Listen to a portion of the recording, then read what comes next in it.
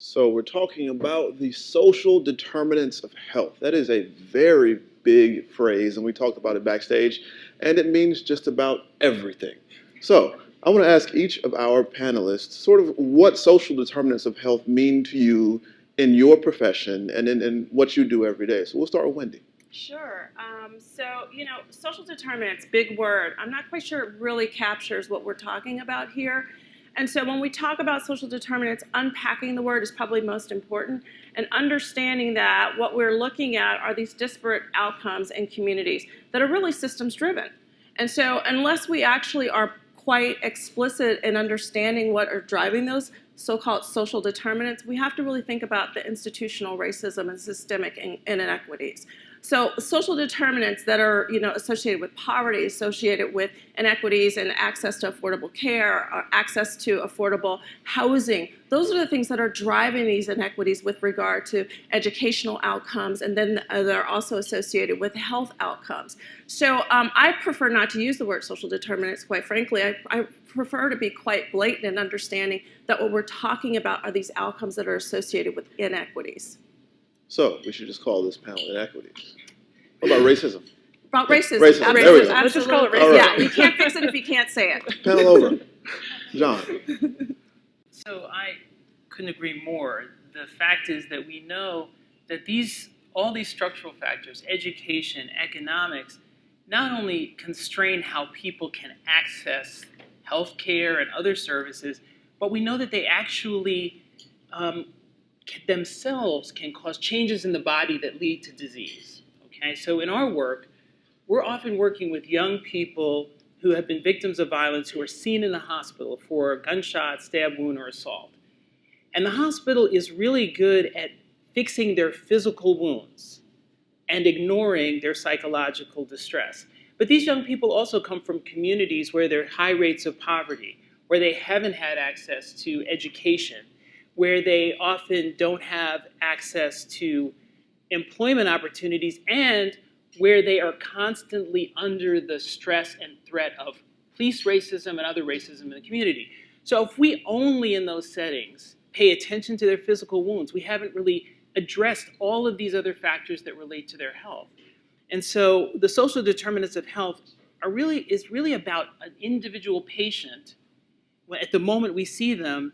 But more than that, it's about the population and the communities, all of whom are affected by these structural forces, racism, again, prime among them, that affect not only the health of individuals, degrade the health of the individual, but also affect the health of the entire community. So following up on that, is there a way for some people where this works in reverse, where the social determinants don't degrade their health, but actually improve it, give them a better structural foundation? Well, it's actually a good point. The definition that we use for racism is the one that Kamara Jones uses, which is it's a system that unfairly disadvantages some people based upon the color of their skin and unfairly advantages other people and saps the strength of the whole system. So it hurts all of our health by this inequity. Okay. Alex. So my name is Alexandra, and I'm the CEO of HealthLeads. And HealthLeads has been focused on social determinants for over 20 years. And we recently redid our mission to talk about systemic issues. Because we had this realization that it doesn't matter how good your intervention is within a hospital, in a community, if you're not addressing systemic racism, it's not going to change anything. So HealthLeads is focused on addressing systemic issues of inequity and disease, and then we do this by removing barriers to identify, choosing, and accessing essential needs or social determinants. And social determinants itself is such an inaccessible word, and we actually asked our patients, our patient advisory council, like, what would you rather call it? And they said essential needs, because social determinants is not accessible. There's nothing basic about needing food or utilities and housing. These are essential needs, which means we also have to focus on the barrier removal around racism and institutional and individual and systemic racism.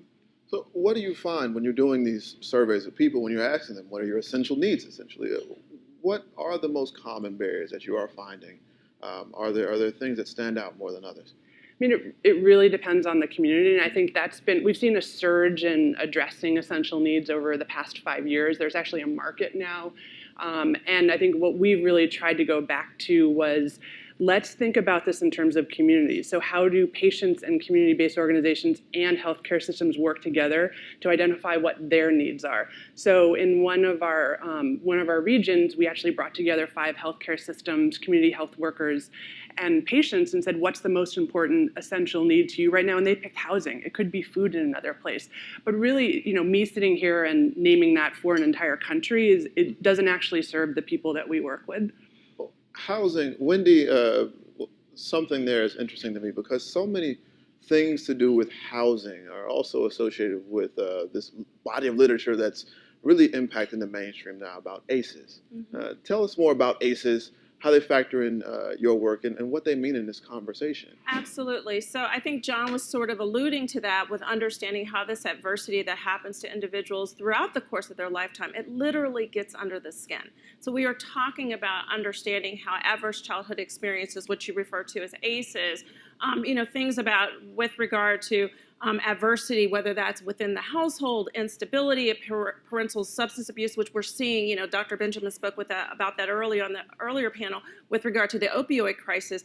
But understanding that adversity comes in multiple forms and isn't just at the individual level, which I also think you were discussing as well, that what we talk about in our work is the pair of ACEs. So it's adverse childhood experiences in the context of adverse community environments. So when we're talking about housing playing an essential role is that stability for that family, for that individual, but also stability for that community. And there is not a one-size-fits-all. I agree with you. In some communities, it could be housing, it could be food insecurity, but understanding that essentially the tone, the nature, the outcomes of our communities are so based in housing. And when we talk about the number one sin, where a lot of this started from our communities and disproportionate outcomes, it is not by accident that you have chronic adversities all segregated within certain populations, certain zip codes, because that was actually baked into our system with the early policies with regard to segregation, how we financed our housing industry. The policy of segregation was set in place. So now 50, 60, 70 years later, when you see this cycle of oppression and this cycle of negative outcomes for individuals, it is baked into the system. Our system is doing exactly what it was designed to do. And so in order to really change outcomes, reverse the adversities, we have to think about our system's design. And we have to be really deliberate in redesigning that in order to have different outcomes. John, I feel like that was tailor-made for you to follow up to. So we talked about the system and really getting into sort of how things are designed and how they pretty much without fail lead to these poor societal outcomes. Tell us more about that, and especially in the context of Black men. Sure.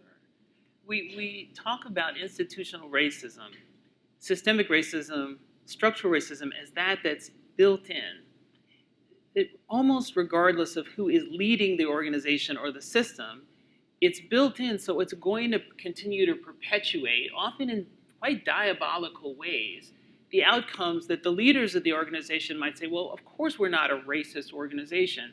But if you haven't rooted out and tried to identify how these problems came about, obviously from the historical oppression, then you haven't really done the work. So, for example, if you think about the fact that one of the ACEs, the adverse childhood experiences, is having a parent who's incarcerated.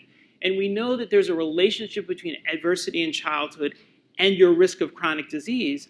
Well, there were a whole set of policies put into place to ensure that Black men would find their way into the criminal justice system through sentencing policy, drug policy, and then a whole set of policies that followed after that with mass incarceration that ensured that those people emerging from those institutions would be unable to find work because of felon disenfranchisement, and they would be cut off from participation in the democratic system.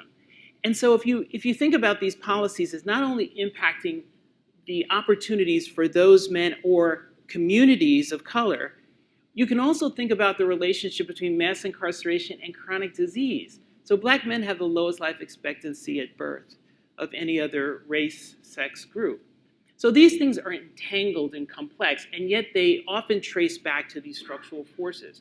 And healthcare has a role to play. Maybe we'll come back to how that, what we think that looks like. Well, okay, so when we're talking, we like to have this conversation in the context of healthcare, but it's clear that these are things that have to do with other policy, with politics. You can pretty much attach a value to every detrimental policy decision, and that shows up in the lifespan, right? Alexandra, you were talking about the interplay between the healthcare system and education before. I wanted you to bring that point back here, because I do think when we're having this general conversation about social determinants, it's one that we cannot have solely in healthcare circles. That's right. So what I was saying before was I spent 8 years in education before spending 10 years at HealthLeads. And what was fascinating to me is in education in schools, you talk to any teacher, any parent, racism is there every single day. In healthcare, often there's a 10-year study to discover that a policy is racist. And how do you mix the two? How do you have the urgency of education with the diligence of healthcare? And for HealthLeads, one example of exactly what John was talking about of, there's the big P policy and then there's a little p policy and process, and both have to be changed at the same time. And we work with women, infants, and children in New York, and that is actually a benefit that New York wants moms to be on. And so we have community health workers who are working within a healthcare system, and they are both working on the individual of how do you enroll more women into WIC. And what they're finding is that there is huge drop-off. So there are 400,000 women each year who could actually enroll and be eligible for WIC who don't. And that has nothing to do with well-meaning people. That has to do with major drop-offs and identifying, and then actually small things like, how about you speak the language when the person shows up for their appointment? How about you don't require 4 appointments to actually get on this benefit? And so those are the small P policies that end up being quite biased and that we could actually change. And then the last piece is, how do you actually understand an individual's needs, in the context of their community, in the context of their race, and then tailor what you do for them, which I think the healthcare system is not set up to do right now. I'd like to build on what you're saying here, because there is a role for healthcare much beyond the delivery of healthcare, and sometimes that is just being that neutral arbiter, because a lot of our healthcare providers really do have trust, and particularly in disadvantaged populations. And so an example here in Washington, D.C. is that we were working with a group of physicians who really understood that there were a number of different contextual issues that were facing their patients to achieve optimal health. And so physicians were thinking, well, perhaps we should bring a farmer's market to the hospital here so that we can have access to food. And they asked our team to go and talk to the patients to find out, well, what are the leading barriers for you achieving optimal health? And out of all of the focus groups and all of the key informant interviews, the number one barrier to optimal health were their interactions with Metropolitan Police. In community, the second one, every woman that we spoke with had a history of sexual violence. And so those are things that if they were willing to talk to me about that as an outside entity and at the healthcare facility, I know that they would be willing to have that conversation with their physicians, because their physicians said, hey, this is a safe person for you to talk to. We really want to get to the bottom of your health barriers here.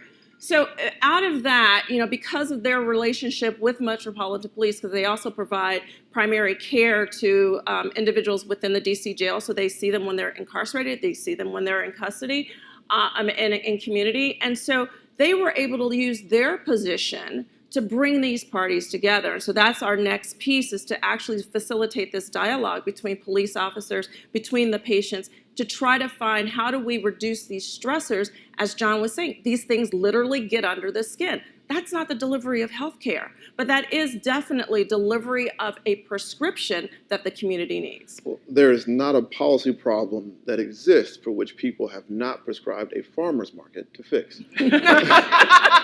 Wendy, we can't eat our way out of this one. Or parks, don't forget about parks. Oh, parks too, yes. Parks too. But Wendy, I did want to, in the research about social determinants and looking at who's coming up with the concepts, it seems to me that a lot of this conversation, it's sort of cutting edge for some folks, but it's the way that Black folks, especially Black women, have always talked about health, about how their health works, about what they need.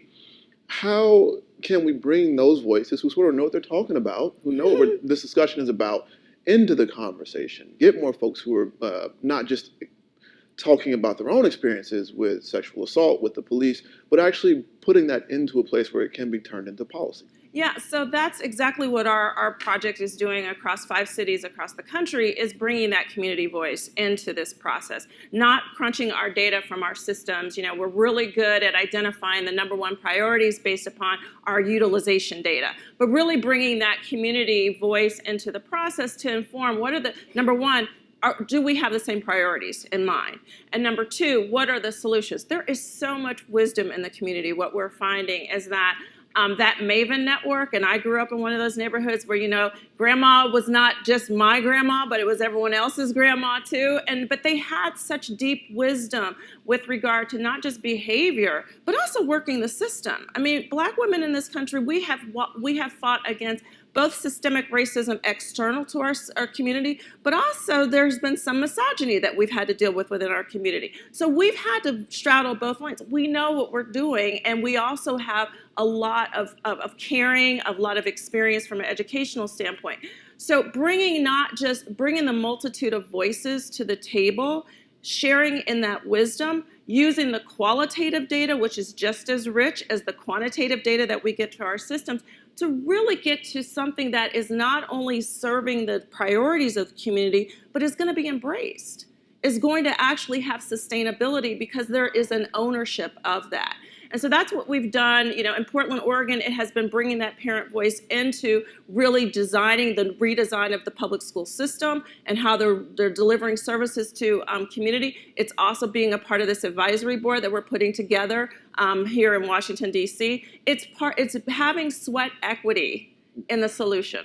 So we have a big room and lots of folks taking notes. So I know we're going to have some good questions. So cue those up, and I'll come back to you very shortly. I want to, in my questions with John, I've followed your work for some time. I'm admitting that right now. But one of the interesting things about it is you in your search for solutions and your look at novel ways to address social determinants, a lot of it's focused on sort of rebuilding civic engagement, getting communities, sort of obvious ways of getting communities to speak to each other about health. Tell us about that. Leave us with, I guess, something positive. Sure. You know, it's always been a community of us working together to try and think about where these conversations might lead us astray and where we can do something more positive. So the challenge of the social determinants conversation is that folks hear it, but they often then look at the individual and say, this person needs to get themselves together. I think we heard some of that earlier, sir. So the question is, how do we understand the social determinants, but also understand the incredible potential and power that these young people have within them? So we're working with the Robert Wood Johnson Foundation, Forward Promise Initiative, and our rallying cry is heal, grow, thrive. So we understand those structural forces, but we're also thinking about how to heal and grow and thrive. And so our work has turned to identifying this incredible pool of talented young people in communities to train them up to be community health workers and certified peer specialists, to create a community of practitioners who can work side by side with us. Just to what you were saying before, they may not have the language of social determinants, but they understand how it's impacted their lives. And they are the most invaluable co-providers with us. Now, our systems have to change. Our hospitals have to change to accommodate them. Our reimbursement systems have to change because we don't pay for their services. But we have a tremendous opportunity, if we understand that these are social and not individual forces, to think about all of this untapped potential that exists in the communities that we're striving so hard to improve the health of. All right, questions? Let's see. All right, I'm right there. Good morning. My name is Eloise Gadsden, and I'm a retired social worker, and I've worked in New York and Boston and Baltimore. I tell people I used to work under the ghetto. And I hear you talk about all these programs, but the money isn't there. The money is in medical services. And we've struggled with including behavioral health substance abuse and mental health in that medical umbrella, and they're still fighting it. There's still only 10 sessions or 20 sessions to somebody who's been getting high for 20 years and has 3 kids, and one of them has developmental disability, and all of that range. When they get out of that hospital, there's no money. And if they don't have Medicaid, which in many states they don't, there are no services. The models and the policies are there, but nobody is going to pay. Nobody wants to pay. And hospitals may sponsor programs, but the money goes to the medical aspect, and you have to fight tooth and nail on the phone trying to get 2 extra sessions or 3 extra sessions. There's a gap between all of this and what's actually going on the ground. We should put you on the panel. So what you gonna do about it? How are you gonna fix this? Fix it! Anybody? You're right, and there are not models that serve the level of need that the young people and others that we're seeing. I do wonder, what if health systems were held accountable, or their success was measured by those also? So we've talked about, right? So the things health systems solve for the things that they get paid for, reimbursed for, but we've often talked about, what if it was on a hospital in a city you'll be, part of your performance will be evaluated on your ability to decrease trauma and violence in a community. Now that would require some innovation and some thinking, well, what is our role? Right now everybody's pushing it off, it's not my job. But I think that the systems could figure something out. Can I just piggyback, because you use plural systems at the end there, and I really want to push back hard on our thinking. We're all creative, really smart people. Why is this just a solution for the healthcare system when we know that the healthcare system alone did not create the conditions in which you just described? An individual that has a 20-year addiction issue, there's a lot more going on there. There's a housing issue, there's an education issue, there's a law enforcement issue. Where are we talking about responsibility across multiple sectors? So no, the money should not all be held in healthcare, because healthcare alone cannot solve what we're talking about when we talk about social determinants. We are talking about issues that cut across multiple sectors, and why aren't we asking housing? Why aren't we asking criminal justice? And why aren't we looking in their pots as well? Question over here. Hi, good morning. Heidi Schoonmaker with the VCU Center on Society and Health. Thank you all for your work in addressing the social determinants. I'm interested to hear about your strategies for success, how you're sharing those either with the public health community and healthcare at large, so we're not reinventing the wheel, or with policymakers. How are you getting your data in front of them, those community voices in front of them, so that you can change the policies? Thank you. So that is the project that I run, actually. While it's housed in an academic institution, we're taking quite the alternate route to academia in the sense of we're doing real-time translation. I'm not so much concerned about turning out as many peer-reviewed articles that my peers can look upon and say, oh, wow, she's really phenomenal. I'll get to that, but what's more important is really answering to the needs that are striking and really hurting our communities today. And so we take those voices, we create those programs, those policies, both small p and little p. We've had some policy wins at the local level as well as at the national level, but taking those voices to Capitol Hill. So our website, all of our tools, our resources, everything we put out there. So for other communities to really adapt it, I'm available by email. I actually answer my emails. My entire team answers their emails. The communities across the country, we are open to collaborating because there is no time to wait for someone to review, to do an RCT. The need is real. Let's get to it today. Alexandra. Yeah, and same for us. For Health Leads, we have 1 foot in actual practice and 1 foot in accelerating practice. So what that means is everything that the panel's been talking about, think about the WIC program I described. It was actually our community health workers that talked to the state of New York about the issues within the WIC process. And so what we try to do is how do we spread the learning both to impact policy on a state and national level, and then we run learning collaboratives across the country. We have one right now, which is 22 healthcare systems across 12 states, and they're all 2.0 on social determinants, so how do we bring them together to learn from each other? And right now we're also focused on how do we do a better and broader job of bringing community voice to change these issues, because I think that also for our retired social worker, that's also what's going to change. More questions, more questions. One right here. Oh. Okay. Yes. I'm Dr. John Dykers from a little town called Siler City, North Carolina. Yeah.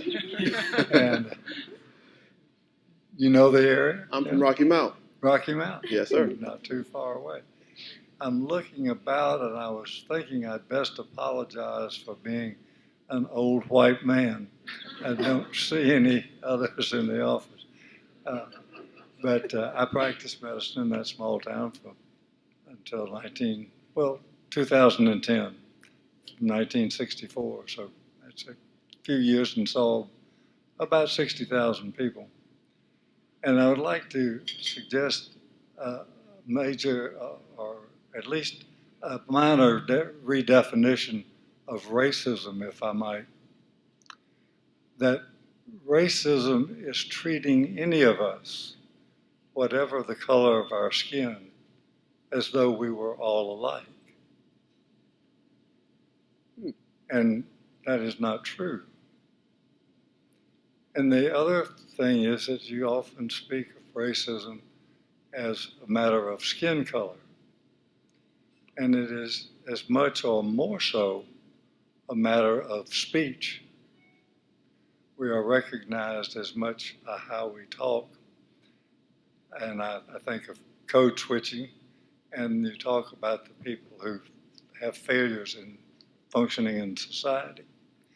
And we found that about 40% of the folks reaching 4th grade have learned automatically to code switch. And I'm assuming that you know what I'm talking about with code switching. And code switching, for those of you who don't, is switching back and forth from African American English to general English. And I ran into this personally when we got to voice recognition software. And I had a colleague I had brought in to take over my practice as I was nearing 75 and needed somebody younger and brighter to do the things I was doing. And Dragon Naturally Speaking, we tried to learn how to use that to keep our medical records because they are such a god-awful mess. And Amir Javed had trained in Pakistan and Britain, and he spoke to the general medicine vocabulary in Dragon Naturally Speaking, and it would reproduce it just fine for him. And when I tried it, it was just pure gibberish. And so I decided that I needed a new vocabulary that was general medicine Southern. So you use a new vocabulary. I think we can actually take that, we can close on that when you said, we can redefine racism and talk more about social determinants from that model. So what's your name again? D-Y-K-E-R-S, John Dykers. From Siler City? From Siler City. I grew up in Jacksonville, Florida. Well, nice to meet you, sir. It's nice to meet you from Rocky Mount. Thank you. And my son just turned down a job in Rocky Mount. It's having a hard time. Well, tell him to come on by next time. Okay. Well, and thank y'all for coming. And thank you, Alexandra, John, and Wendy.